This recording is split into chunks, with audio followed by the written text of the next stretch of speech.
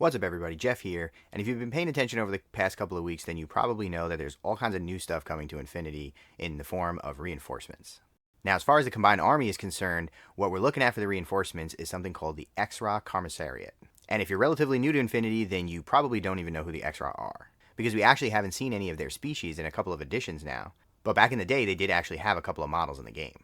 You might know that the Combined Army is a group of aliens that is comprised of a bunch of different species that have all come under the control in one way or another of the EI, the Evolved Intelligence. And the Exrah were actually one of these species, though we haven't seen or heard from them in quite a while in the game. But before we get more into the new stuff, I think it'd be interesting to talk a little bit about the Exrah's backstory. The Exrah come from a planet that's radioactive, and as a result, they evolved an exoskeleton to protect them from the radiation. This species actually comes in two variants: the perennials, who are bigger, slower, smarter, and much tougher. Plus, they live longer, so they actually tend to run things in their society. On the other side, you have the ephemeral, or the operators, who are smaller but much faster, but they tend to be weaker and don't live quite as long. In addition, their exoskeletons are not tough enough to protect them from radiation, so they're actually sterile. The Exrah organize themselves into business groups instead of nations, and they travel on ships through space to offer goods and services. They basically act like space merchants. But they have a reputation for being super shady. They have no respect for the outsiders that they trade with, and they will betray anyone at the drop of a dime. They don't have any kind of code that they live by, so they don't feel they have to play by the rules, and they really only will if they think it'll get them the upper hand in some sort of business arrangement. Their species does not understand the concept of moderation, and they tend to find a new planet, completely strip it of its resources, and then move on looking for more resources that they can plunder. They also control a large fleet of ships, not all of which are military ships. Many of them are specifically for commercial purposes. And as a result of this, they specialize in transport as well as airborne and zero-G operations. The EI sought out the Exrah because of their vast trade networks, but rather than take them by military force, it sent a delegation and told them that if they refused to work with the EI, then they'd be cut off from trading with any of the species under the EI's control. Now, the Concordat was an Exrah business group that had an agreement with the Evolved Intelligence to do some work for them. They were in charge of troop transport and logistics and supplying the front lines in the war against the human sphere. Now, everybody expected them to behave because it would be almost suicidal to betray the Evolved Intelligence, but the Exrah showed their true colors, and pretty soon they had betrayed the EI. They started using their position as supply transports to steal some weapons and equipment from the Combined Army and actually sell them into their own trade networks, making a profit for themselves at the expense of the war effort. And of course, when the EI found out about this, it cracked down hard, nearly wiping out the Concordat and leaving the survivors to resort to piracy.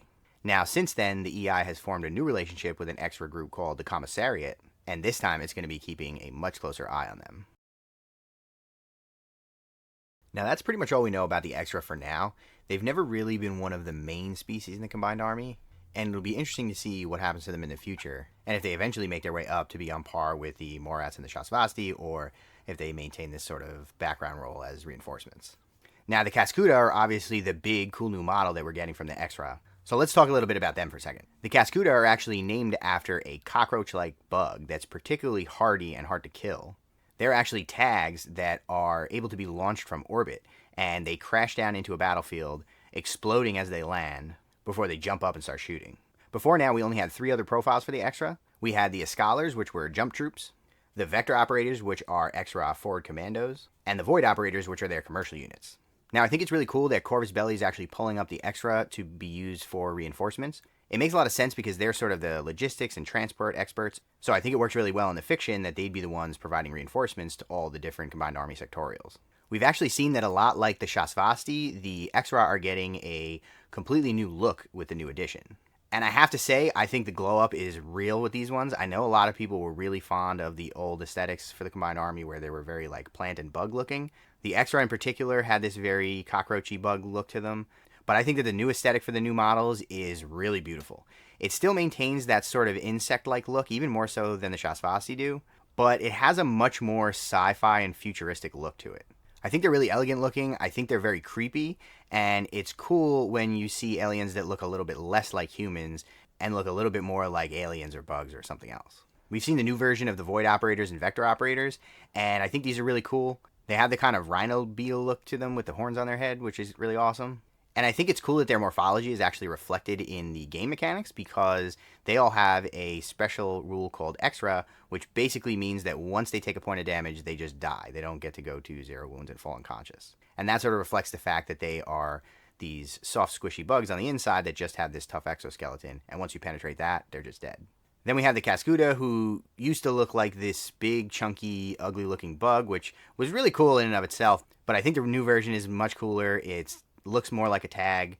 It's got all these weapons coming off of it, and it still maintains this sort of bug look and feel, which I think is a really interesting design. We've also seen a couple of new models with the base operators and the exos, and these basically look like different unit types for the ephemerals, which are the smaller and faster versions of the Exrah. Now, we haven't actually heard a lot about the distinction between the perennials and the ephemerals since the basically first edition, so I'll be curious to see if that continues to be a thing in the lore. It would be easy enough to say that Cascuda is just an ephemeral in a big tag armored suit, and then it's not actually a different form of the species. It'll also be interesting to see if we ever get a new version of the Escalars, because they look like they were clearly the perennials. They were the much bigger, chunkier versions of the Exrah. So I guess that'll kind of confirm if the two forms are still a thing. Another interesting thing to point out is that we haven't seen a lot of the weapon designs that we're going to have for the Exrah in the game.